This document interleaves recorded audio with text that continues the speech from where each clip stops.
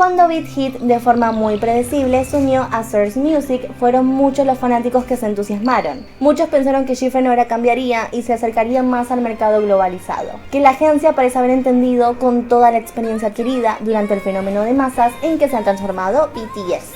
Después de todo, fueron años de debate sobre cómo sería un grupo femenino bajo la tutela de Beat Hit. Y parecería que G-Friend, el grupo senior con la mayor fanbase del mundo de los girl groups, fue elegido por la varita mágica del destino para mostrar las capacidades de la empresa en un mercado que es, de hecho, un universo alternativo al de K-pop masculino.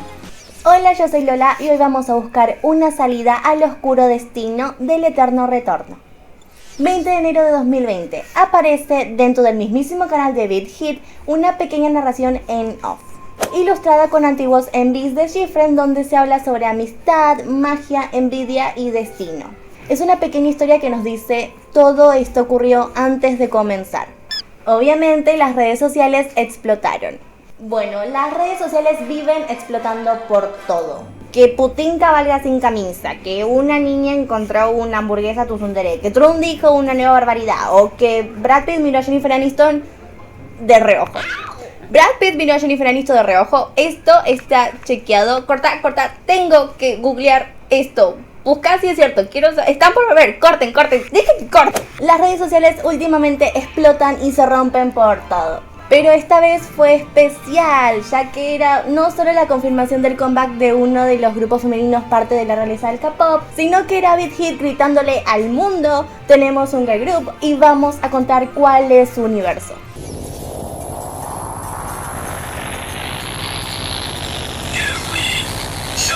En esta vida solo podemos estar seguros de dos cosas.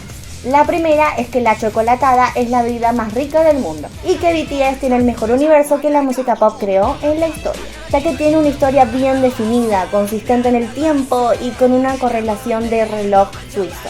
Podemos decir sin temer que el universo que BTS desarrolló junto a BTS representa algo así como el Breaking Bad de la música pop. El guión decía es el Game of Thrones de la música pop, pero lo de BTS es mejor, especialmente porque me arruinaste Game of Thrones, H. Sin embargo, Source Music, a pesar de ser la agencia hermana de Beat Hit, siempre actuó de una forma más tradicional. Y si bien los sucesivos comebacks de G-Friend tratan de seguir una correlación que los une formando trilogías, cuando se ven los videos uno tras otro parecen pertenecer a universos literalmente distintos. O tal vez te equivocas, pequeño Woody. Los Woodies más rancios siempre estuvieron tratando de analizar el universo que propone G-Friend desde su primera trilogía de canciones llamada Escolar, y por alguna razón desconocida, siempre fue aceptado dentro del fandom que Eunha en todos los videos estaba muerta. Sí, muerta. O sea que ella era un espíritu errante que llegaba por las noches y bajo la luz de la luna jugaba con sus amigas a la mancha o a hacer tortillas. No lo recuerdo muy bien. El punto es que para todos estaba muerta. Menos para mí. Te dejo aquí arriba mi análisis donde específicamente te digo que Eunha no está muerta. El cuento de las esferas de cristal de vidrio, que es como llama Beat Hit a esta historia, nos cuenta cómo un grupo de chicas ordinarias con vidas ordinarias y provenientes de un mundo de lo más normal se convirtieron primero en amigas y con el paso del tiempo obtuvieron pequeñas habilidades que la transformaron en especiales. Y si bien al principio la amistad continuó, con el tiempo empezaron a surgir envidias de las habilidades de unas con respecto a las otras. Y como esas envidias se hicieron carne dentro de ellas hasta el punto de destruir su amistad.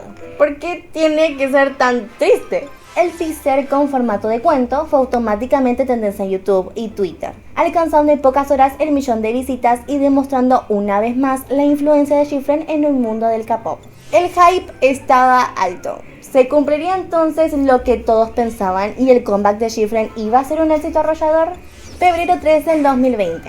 Son las 2 de la mañana en París y el MV Crossroads de G-Friend se libera, convirtiéndose instantáneamente en un éxito, encabezando los charts de Bags, Soribada y Bye, a los que durante la noche asiática se unieron Shinee y el nefasto Cacao Melón, que por una cuestión técnica logró nuevamente arruinar el LOL Kill, pero demostrando que G-Friend es muy popular sobre el público asiático y sigue estando a la cabeza en su propio hogar de Corea del Sur. Sin embargo, los críticos de siempre no tardaron en aparecer. La canción de promoción y su video no recibieron buenas críticas. Se habla de Crossroads como si fuera una nueva versión de Time for the Moonlight, pero sin tanta fuerza, que el video es demasiado depresivo y que ni siquiera aparece una parte de la coreografía en el MV.